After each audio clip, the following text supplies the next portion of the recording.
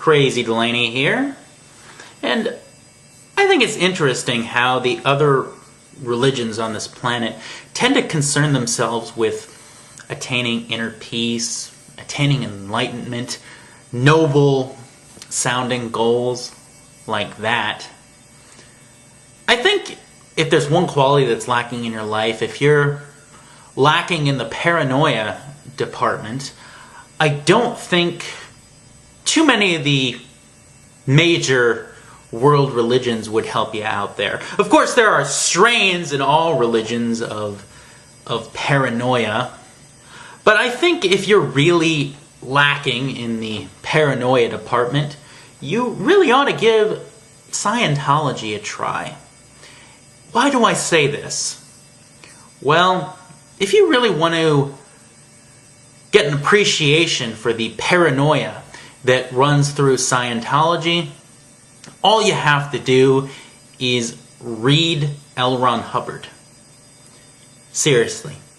Listen to the advice of that Scientology handler when he tells you to take off the mask and go to a library and get a book on Scientology. Seriously, read those books on Scientology and you will understand why I think the tech needs to be criticized as well. Why the tech needs to be tarred and feathered. Why the tech needs to be ridiculed. Why the tech needs to be blamed for Operation Snow White, Operation Freakout. Why the tech needs to be blamed for Lisa McPherson. Why the tech needs to be blamed for people going insane on the bridge to total freedom.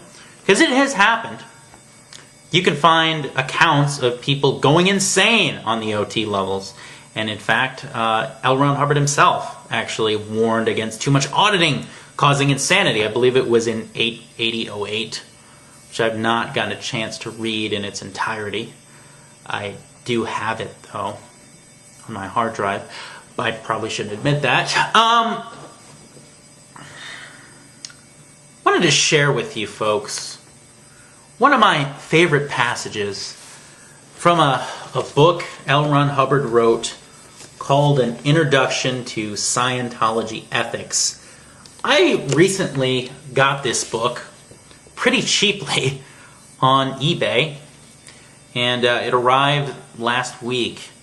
And I doubt I'll ever be able to get through this book without banging my head against the wall or doing something drastic.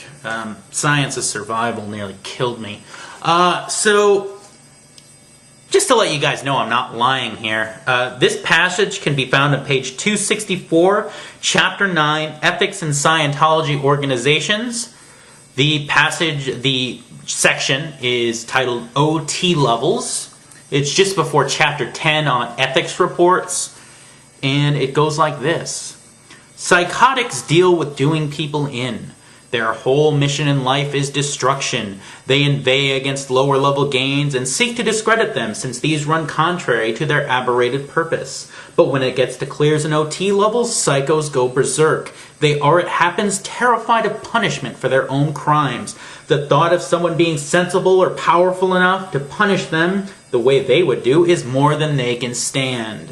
You can, with the utmost certainty, identify a criminal psychotic by the way he vilifies or degrades or seeks to stop clears and OTs from coming into existence.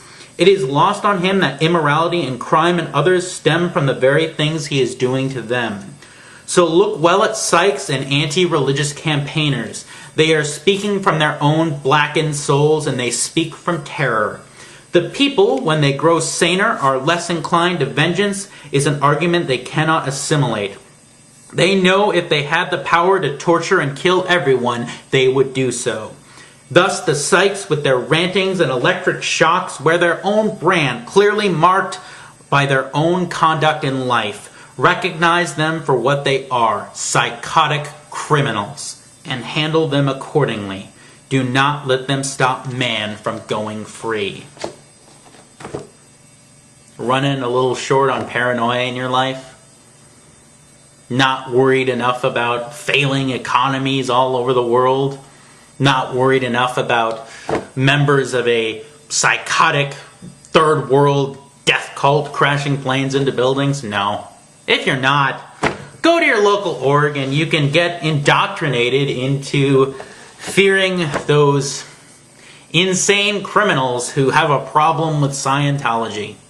Because, you know, the people that disagree with Scientology, they're not just misguided or misinformed, they're actually psychotic criminals who are terrified of people becoming more aware and finding out what their crimes are.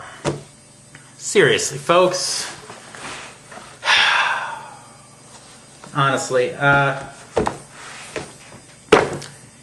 Hubbard, I mean, it's a little, you know, I have to say it's a little short on the poetry found in the Quran and the Bible and other religious texts.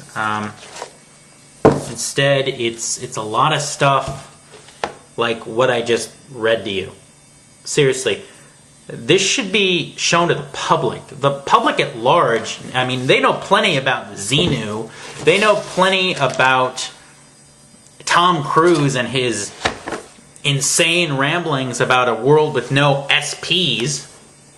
But no, they need to be shown within the pages of Hubbard's texts, this type of paranoia. Because this is what ultimately the public is going to get indoctrinated into if they actually ever get on that bridge to total freedom. And, you know, they talk about increasing sanity, but I'm not sure how it increases sanity to get them all scared of people who might have a problem with their religion.